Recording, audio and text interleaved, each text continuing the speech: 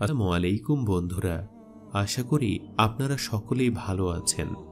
একদা হযরত সুলাইমান আলাইহিস সালাম রাজ সিংহাসনে বসে রাজকার্য পরিচালনা করছিলেন। এমন সময় তিনি ওপরের দিকে তাকিয়ে দেখলেন পক্ষীকুলেরা তার মাথার ওপর পাখা মেলে ছায়াদানে ব্যস্ত রয়েছে, কিন্তু এদের মধ্যে তার প্রিয় পাখি হুদহুদ অনুপস্থিত রয়েছে। তখন তিনি হুদহুদের খোঁজ নিলেন, কোথাও তাকে পাওয়া গেল না।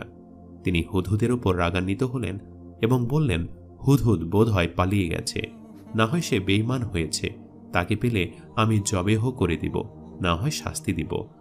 এ কথা বলে তিনি একাব নামক এক দৈত্যকে হুদহুদের খোঁজে প্রেরণ করলেন। একাব অতি দ্রুত পথ চলতে আরম্ভ করলে কিছু দূর গিয়ে হুদহুদের সঙ্গে তার সাক্ষাৎ হল। তখন একাব শাহিনশাহের রাগের কথা এবং তাকে তার খোঁজ পাঠিয়েছেন বলে হুদহুদকে জানায়। হুদহুদ তখন বলে, আমি এক সুখবর নিয়ে এসেছি, যাতে শাহিনশাহ আমার সাথে আদৌ রাগ করতে পারবেন না। একাব জিজ্ঞাসা করল, কি সেই সুখবর? হুদহুদ বলল, সেই খবর শাহিনশাহের নিকট গিয়ে বলবো। সেখানে চলো। উভয় একত্রে শাহিনশাহের দরবারে এসে পৌঁছালো। হুদহুদ শাহিনশাহের সম্মুখে গিয়ে একগাল হেসে দিয়ে বলল, শাহিনশাহ, আমি এখানে এক নতুন শুভ সংবাদ নিয়ে এসেছি, যা শুনলে আপনি অবশ্যই খুশি হবেন। হযরত সুলাইমান আলাইহিস সালাম হুদহুদের বক্তব্য শুনে রাগ করলেন না, বরং তিনি বললেন, কি খবর নিয়ে এসেছো বলো। হুদহুদ বলল, হুজুর, আমি অল্প সময়ের জন্য আপনার সিংহাসনের বাহিরে গিয়ে দেখি আমার এক জাতি বন্ধু উড়ে যাচ্ছে। তখন আমি তাকে ডাক দিলাম। সে ডাক শুনে আমার নিকট আসলো। তখন তার সাথে দীর্ঘদিনের পুঞ্জীভূত ভালোবাসা আদান প্রদান করলাম। তারপর সে আমাকে জিজ্ঞাসা করল, ভাই, তুমি কোথায় থাকো? আমি বললাম, আমি বাদশাহ সুলাইমানের রাজ্যে থাকি। আমি তাকে আপনার দরবারের কথা বলাই সে বলল, আমি বাদশাহ সুলাইমানের দরবার চিনি না। আমি তাকে বললাম, তুমি এমন কোন রাজ্যে বসবাস করো যেখানে শাহিনশাহের রাজ্যের খবর সম্পর্কে অজ্ঞাত থাকতে পারো? সে বলল, আমি এমন এক রানীর রাজ্যে বসবাস করি যে অত্যন্ত রূপবতী, দয়াবতী ও আরামপ্রিয়। রাজ্যের যত প্রজা আছে সকলে অতি আরামে জীবনযাপন করছে। তার সিংহাসন বিশাল ও অত্যন্ত সৌন্দর্যমণ্ডিত। হীরা, জহরত, পান্না, মুক্তা ইত্যাদি মূল্যবান পাথর দ্বারা সুসজ্জিত। স্বর্ণ ও রূপ্য দ্বারা তৈরি তার দরজা জানালা। আমি বললাম, তোমার রাজ্য সম্বন্ধে আমাদের শাহেনশাহ বোধহয় অবগত নন। যদি তিনি অবগত থাকতেন তাহলে অবশ্যই তার স্বাধীনতা স্বীকার করে নারীর রাজ্য পরিচালনা করতে হতো। তখন আমার বন্ধু বলল, চলো আমার সাথে আমাদের রানীর সুন্দর সুসজ্জিত রাজ্যটি একবার দেখে আসবে। আমি প্রথমে যেতে চাইলাম না। বন্ধু বলল, দত্তের একমাত্র রূপসী কন্যা সাবা রাজ্যের রানী বিলকিস বেগমকে একবার দেখে এসো। তিনি কতটা রূপের রানী এবং কতটা শক্তিধর অধিকারিণী, তা না দেখলে তুমি অনুমান করতে পারবে না। আগে এ ধরনের প্রশংসা শুনে বন্ধুর সাথে রওনা করলাম। দীর্ঘ সময় পথ চলার পরে সাবা রাজ্যের রাজধানীতে পৌঁছালাম। পৌঁছে রাজমহলের এক দেয়ালের ওপর বসলাম। তখন আমি রানী বিলকিস বেগমকে দেখলাম। তিনি অপরূপা সৌন্দর্যের অধিকারিণী। তিনি কুমারী, অত্যন্ত মূল্যবান বিরাট এক সিংহাসনে তিনি উপবিষ্ট। আমি তার রূপ দেখে মুগ্ধ হয়ে গেলাম এবং শাহিনশাহের বিবি করে তাকে লাভ করার সিদ্ধান্ত নিলাম। হে শাহিনশাহ, এখন আমার পুরস্কার দিন। আমি এমন পুরস্কার চাই যা আমার বংশানুক্রমে এক স্মরণের প্রতীক হিসাবে চিহ্নিত থাকবে। হযরত সুলাইমান আলাইহিস সালাম বললেন, যা বলছো তা সত্যি কিনা আমি আগে যাচাই করে দেখব। যদি তুমি সত্যবাদী হও তাহলে আমি তোমার মাথায় এক স্মরণীয় মুকুট স্থাপন করে দেবার জন্য আল্লাহর দরবারে দোয়া করব। আর যদি মিথ্যা কথা বলো তবে তোমাকে শাস্তি দিব। হুদহুদ বলল, আপনার নিকট মিথ্যা কথা বলার মতো সাহস আমার নেই। আমি যা কিছু বলেছি প্রকৃতপক্ষে ঘটনা এর চেয়ে আরো অনেক বড় এবং ব্যাপক। আমি আমার ক্ষুদ্র মুখে সঠিকভাবে বর্ণনা দিতে সক্ষম নই। তবে একটি বিষয় আছে যা ঘৃণা করা যেতে পারে, সেটা হলো রানী ও তার সকল প্রজাবৃন্দ সূর্যের পূজারী। হযরত সুলাইমান আলাইহিস সালাম জিজ্ঞাসা করলেন, তুমি কি তাদেরকে সূর্য পূজা করতে দেখে এসেছ? হুদহুদ বলল, হ্যাঁ, আমি নিজেই তাদেরকে সূর্যের পূজা করতে দেখেছি। শয়তান তাদের পথ প্রদর্শন করছে।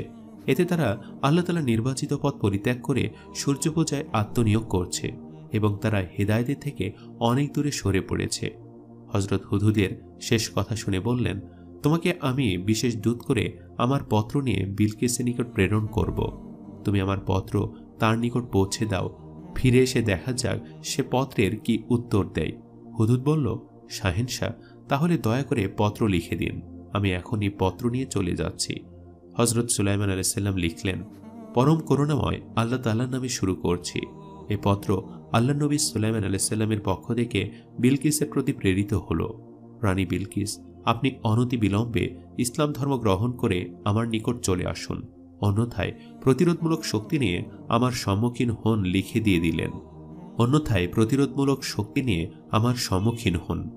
দিয়ে দিলেন। পাখি পত্র নিয়ে দীর্ঘপথ অতিক্রম করে রাজধানীতে পৌঁছাল।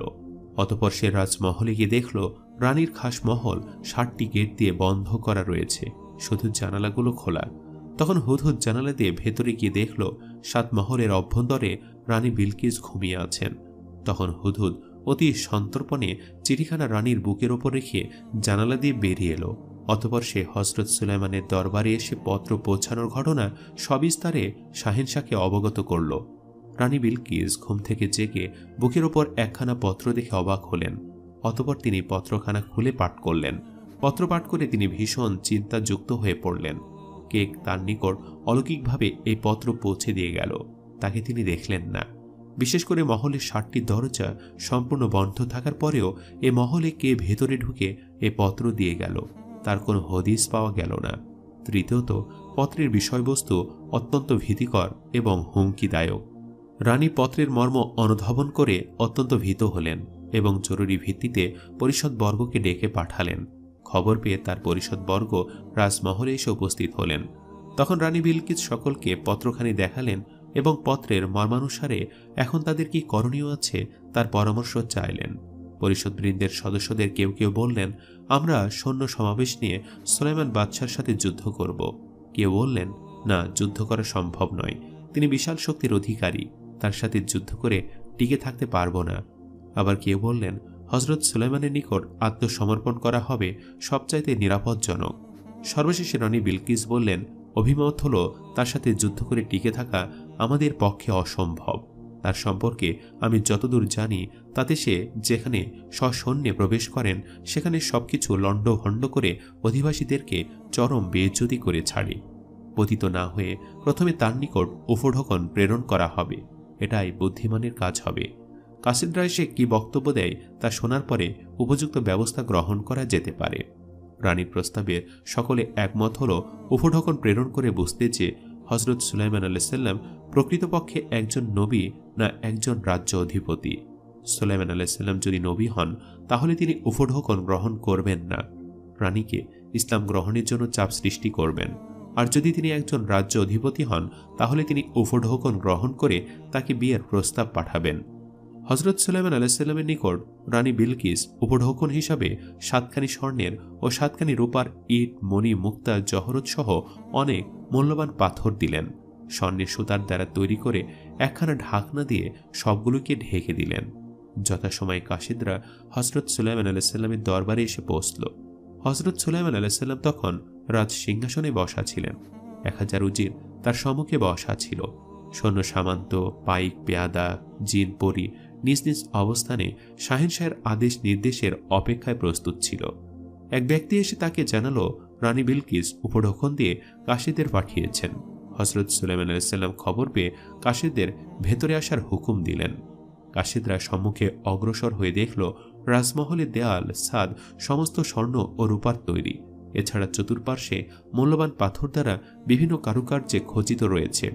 এগুলো দেখে নিজেদের আনা উপঢৌকন এসবের কাছে কিছুই নয় ভেবে তারা ভীষণ লজ্জিত হল। তারা এসব নিয়ে সম্মুখে অগ্রসর হতে লজ্জাবোধ করছিল। হুদহুদ পাখি এমন সময় তাদেরকে মনোবল দিয়ে সম্মুখে অগ্রসর হয়ে যেতে বলল। তখন তারা হযরত সুলাইমান আলাইহিসসালামের সম্মুখে যথাযথ সম্মান প্রদর্শন করে শাহী দরবারে নীতি বজায় রেখে সম্ভ্রমের উপঢৌকন পেশ করল। হযরত সুলাইমান আলাইহিসসালাম এ সকল উপঢৌকন দেখে বললেন, তোমরা কি আমাকে এসব উপঢৌকন এসেছ? এর চেয়ে আমাকে আল্লাহ তাআলা অনেক গুণ বেশি দিয়েছেন, তোমরা এগুলো ফেরত নিয়ে যাও। রানীকে গিয়ে বলো, যদি সে ইসলাম ধর্ম গ্রহণ করতে অস্বীকার করে তাহলে আমি আমার সেনাদল দিয়ে তাকে আক্রমণ করব। সব লণ্ডভণ্ড হবে এবং তারা রাজ্যচ্যুত হয়ে অবমাননাকর কলঙ্ক নিয়ে অন্যত্র চলে যেতে বাধ্য হবে। সুলাইমান আলাইহিসসালামের দরবার থেকে তারা বিদায় নিয়ে রানীর কাছে গিয়ে হযরত সুলাইমান আলাইহিসসালাম এবং তার দরবারের শান শওকতের কথা বিস্তারিতভাবে জ্ঞাত করল। তখন রানী বিলকিস বললেন, তিনি অনেক বড় সম্রাট এবং অনেক বড় শক্তিশালী, তার সাথে যুদ্ধ করে দেশ বিধ্বস্ত করায় কোনো লাভ নেই। তবে শাহেনশাহের শুধুমাত্র মুখের কথায় মুসলমান হওয়া সম্ভব নয়, তার কিছু নবুয়াতের মজেজা দেখা আমাদের কাম্য। তার মজেজা দর্শনের উদ্দেশ্যে আমি দ্বিতীয়বার কিছু পরীক্ষামূলক বিষয় নিয়ে তার কাছে প্রেরণ করতে চাই। তার সাথে তার পরিষদবর্গ একমত হল। তখন রানী কিছু সংখ্যক দাসদাসীকে একই পোশাক পরিয়ে সাজালেন, ছিদ্রবিহীন পাথর কোটায় ভরে দিয়ে দিলেন, কিছু সংখ্যক অলস ঘোড়া প্রেরণ করলেন এবং কিছু পরিশ্রমী ঘোড়া। সর্বশেষে একটি খালি বোতল দিয়ে দিলেন, বলে দিলেন, প্রথমে শাহেনশাহকে তোমরা দাসদাসীদের পৃথক করে দিতে বলবে, পরে লোহা বা কোনো ছিদ্র না করে অন্য উপায়ে ইয়াকুত পাথর ছিদ্র করে গেঁথে দিতে বলবে, তৃতীয়ত তেজি ও অলস ঘোড়া পৃথক করে দিতে বলবে, চতুর্থ বোতলটিতে এমন পানি ভরে দিতে বলবে যা আকাশ অথবা মাটির পানি যেন না হয়। কাশেদরা রানীর নির্দেশ মোতাবেক এর সপ্ত খণ্ড জিনিস নিয়ে শাহেনশাহের দরবারে উপস্থিত হল এবং শাহেনশাহের সম্মুখে রানীর বক্তব্য পেশ করল।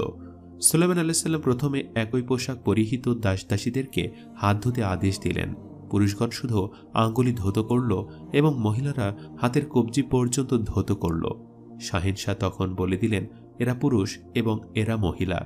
পাথর মাটিতে রেখে পাথর ছিদ্রকারী এক প্রকার কীটকে উহার ছিদ্র করার আদেশ দিলেন। ঘোড়াগুলোর সম্মুখে ছোলা বুট ও ঘাস হাজির করতে বললেন। অলস ঘোড়াগুলো তাড়াহুড়ো করে ছোলা বুট খেতে আরম্ভ করেছে, আর তেজি ঘোড়াগুলো একটু অপেক্ষা করে ঘাস খেতে আরম্ভ করেছে। তখন তিনি তেজি ও অলস ঘোড়ার পার্থক্য দেখিয়ে দিলেন। তিনি ঘোড়ার পৃষ্ঠে সওয়ারি উঠিয়ে দৌড়াতে আদেশ দেন। দীর্ঘ সময় দৌড়ানোর পর যখন ঘোড়াগুলো ফিরে আসলো, শরীর থেকে টফ টফ করে ঘাম পড়ছিল। শাহেনশাহ সে ঘামগুলোকে বোতল ভর্তি করে কাশেদকে নিতে বললেন। শাহেনশাহের কার্যকলাপ দেখে অবাক হলো এবং দ্রুত তারা রানীর মহলে গিয়ে সবিস্তারে সব বলল। তখন রানী বিলকিস বললেন, আমি শাহেনশাহের দরবারে যাব। তার নিকট রানী বিলকিস সফরের প্রস্তুতি নিতে আরম্ভ করলেন।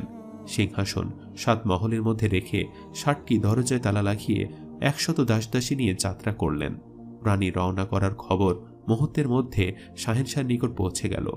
সুলাইমান আলাইহিসসালাম রাজদরবার আরও পরিপাটি করার আদেশ দিলেন। পূর্বের শাহেনশাহের দরবারে কতিপয় পরশ্রীকাতর জিনেরা এসে খবর দিয়ে দিল যে রানী বিলকিস জিন জাতির এক প্রাণী, তার পায়ের গোড়ালি থেকে উপরে পশমে পরিপূর্ণ। এটাই তার জিন জাতির প্রাণী হওয়ার প্রধান প্রমাণ। মোশারফ নামক একজন বলল, সে একজন হাবা টাইপের মহিলা, তার জ্ঞান বুদ্ধি বলতে নেই। হযরত সুলাইমান আলাইহিসসালাম এ বিষয়ে দুটি পরীক্ষা করার জন্য তিনি তার সিংহাসনের সম্মুখে একটি খোলা নহর তৈরি করলেন পানির, সর্বদা প্রবাহিত হতে থাকত। তিনি এ প্রবাহিত নহরের ওপর বিরাট এক স্বচ্ছ কাচের আয়না রেখে দিলেন। সাধারণভাবে দৃষ্টি করলে আয়না দেখা যায় না, শুধু প্রবাহিত পানি দেখা যায়। এটার ওপর দিয়ে রানীর আগমনের আয়োজন করলেন। সাহেব দরবারে রানীর আগমনের ব্যাপারে আরেকটি সমস্যা দেখা দিল। বিলকিস এক রাজ্যের সম্রাজ্ঞী। তিনি যখন হযরত সুলাইমান আলাইহিসসালামের দরবারে আসবেন তখন তার জন্য একটি মর্যাদাবান আসন প্রয়োজন, কিন্তু শাহেনশাহের দরবারে তার নিজস্ব সিংহাসন ছাড়া অনুরূপ মর্যাদাবান কোনো আসন ছিল না। তাই বিষয়টি নিয়ে সে চিন্তিত হয়ে পড়ল। হযরত সুলাইমান আলাইহিসসালামকে তারা অবগত করল। হযরত সুলাইমান আলাইহিসসালাম তখন বললেন, রানীর নিজস্ব যে সিংহাসনটি আছে সেটিকে তোমরা নিয়ে আসো, সে সিংহাসনে তাকে উপবেশন করানো হবে। সুলাইমান আলাইহিসসালামের আদেশক্রমে জিনেরা এসে বলল, হুজুর, আমরা কয়েক ঘন্টার মধ্যে রানীর সিংহাসনে এনে হাজির করতে পারব। সুলাইমান আলাইহিসসালাম বললেন, এতটা সময় দেওয়া সম্ভব নয়, এর মধ্যে রানী বিলকিস এখানে এসে উপস্থিত হয়ে যাবে। পীরিত নামক এক জিন এসে বলল, হুজুর, আপনি আপনার আসনে বসা আছেন, এখান থেকে দাঁড়াতে যতটুকু সময় প্রয়োজন এ সময়ের মধ্যেই আমি রানীর সিংহাসন এনে আপনার সামনে উপস্থিত করতে পারব। হযরত সুলাইমান আলাইহিসসালাম বললেন, এর চেয়ে কম সময়ের মধ্যে কি কেউ রানীর সিংহাসন এনে দিতে পারবে? তখন হযরত সুলাইমান আলাইহিসসালামের দরবারে থাকা আসিফ নামক এক দরবেশ বলল, হুজুর, চোখের পলকে রানী বিলকিসের সিংহাসন আপনার সামনে উপস্থিত করে দিতে পারব। হযরত সুলাইমান আলাইহিসসালাম তখন আসিফকে সিংহাসন হাজির করার নির্দেশ দিলেন। বর্ষিয়া রানীর 7 মহলের দরজা খুলে মাটির নিচ দিয়ে রানী বিলকিসের সেই সিংহাসন সুলাইমান আলাইহিসসালামের চোখের পলকে উপস্থিত করে দিলেন। সুলাইমান আলাইহিসসালাম সিংহাসন দেখে বললেন, এটার কিছু সংস্কার করো, সম্মুখের পাথরগুলো পরিবর্তন করে নতুন পাথর লাগাও, যাতে সিংহাসন চিনতে রানীর একটা অধিক চিন্তা করতে হয়। এর মধ্য দিয়ে তার বুদ্ধিমত্তার পরিচয় পাওয়া যাবে। কিন্তু কিছু সময়ের মধ্যেই হযরত সুলাইমান আলাইহিস সালামের দরবারে রানীর আগমন বার্তা পৌঁছে গেল। তিনি রানীকে রাজমহলে নিয়ে আসার জন্য আদেশ দিলেন। রানী হযরত সুলাইমান আলাইহিস সালামের মহলের সামনে এসে দেখলেন একটি নহর প্রবাহিত হচ্ছে। তিনি বুঝতে কাপড় একটু উঁচিয়ে সম্মুখে অগ্রসর হলেন, নহরের ওপর একটি মুদ্রা নিক্ষেপ করলেন। পরে সেটি শব্দ করে একপাশে ছিটকে গেল। এরপর সে কাপড় ছেড়ে দিয়ে সম্মুখে অগ্রসর হলেন। রানী যখন কাপড় উঁচু করলেন, তখন শাহিনশাহ তার পায়ের প্রতি লক্ষ্য করে দেখলেন তার পায়ে কোনো পশমের চিহ্ন নেই। দ্বিতীয়ত মুদ্রা নহরে নিক্ষেপ করে পথের সঠিক দিক নির্ধারণ করে নিলেন। এতে শাহিনশাহ বুঝে নিলেন যে রানী জিন নয়, মানুষ, এবং তার বুদ্ধিমত্তা অত্যন্ত তীক্ষ্ণ।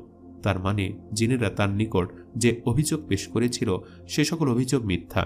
তাই রানীর প্রতি তারা বিশ্বাস এবং আকর্ষণ বৃদ্ধি পেল। রানী তার সম্মুখে পৌঁছে তাকে সালাম দিলেন এবং তাকে মুসলমান করে নেওয়ার জন্য আবেদন পেশ করলেন। হযরত সুলাইমান আর দেরি না করে রানীকে তওবা এবং কালিমা পাঠ করালেন। রানী তখন শাহিনশাহের স্ত্রীরূপে ধন্য হবার আকাঙ্ক্ষা পেশ করলেন। সুলাইমান আলাইহিস সালাম বললেন, সেটা পরে হবে, আগে আপনি আমার পাশের সিংহাসন উপবেশন করুন। রানী সিংহাসনটি দেখে এক দৃষ্টিতে তাকিয়ে রইলেন। তখন হযরত সুলাইমান আলাইহিস সালাম জিজ্ঞাসা করলেন, আপনার নিজস্ব সিংহাসন কেমন? রানী বললেন, মনে হয় এটাই আমার সিংহাসন, কিন্তু আমি নিশ্চিতভাবে বলতে পারছি না। শাহিনশাহ রানীর বিচক্ষণতা দেখে মুগ্ধ হলেন এবং তাকে ধন্যবাদ দিলেন। রানী বললেন, হে মহান আত্মা, আপনার দোয়া পেলে আমি জীবনে ধন্য হব। আপনি আমাকে সে ভাগ্য দান করুন। হযরত সুলাইমান তখন বিলকিস সম্পর্কে জিনদের পূর্বের অভিমত এবং বিবাহের পরের ভবিষ্যৎ নিয়ে চিন্তা ভাবনা করলেন। এরপর রানী বিলকিসের বিষয়ে পরিষদের নিকট পরামর্শ চাইলেন। পরিষদ বর্গ করলেন, বিলকিস ইসলাম গ্রহণ করে আপনার নিকট আত্মসমর্পণ করেছেন। দ্বিতীয়ত, যদি তিনি জিনের সন্তান না হয়ে মানবের সন্তান হয়ে থাকেন, তবে তাকে বিবাহ করতে কোনো অসুবিধা নেই। হযরত সুলাইমান আলাইহিস সালাম বললেন, রানী বিলকিস জিন নয়, মানুষ, আর তিনি নিজে তওবা করে আমার নিকট ইসলাম গ্রহণ করেছেন এবং তার রাজ্যসহ আমার খিলাফতের অধীনতা মেনে নিয়েছেন। তখন পরিষদবর্গ এক বাক্যে শাহিনশাহের সাথে রানী বিলকিসের বিবাহের পরামর্শ দিলেন। তারা বিলম্ব না করে অতি দ্রুত বিবাহের আয়োজন করতে লেগে গেলেন।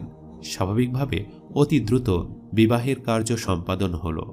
সম্মানিত দর্শক, এই ভিডিওটি আপনাদের কাছে কেমন লেগেছে তা আমাদের কমেন্ট করে অবশ্যই জানাবেন। আর সবাই আমাদের সাথেই থাকবেন এবং অনেক বেশি ভালো থাকবেন। আজ এই পর্যন্তই। আল্লাহ হাফেজ।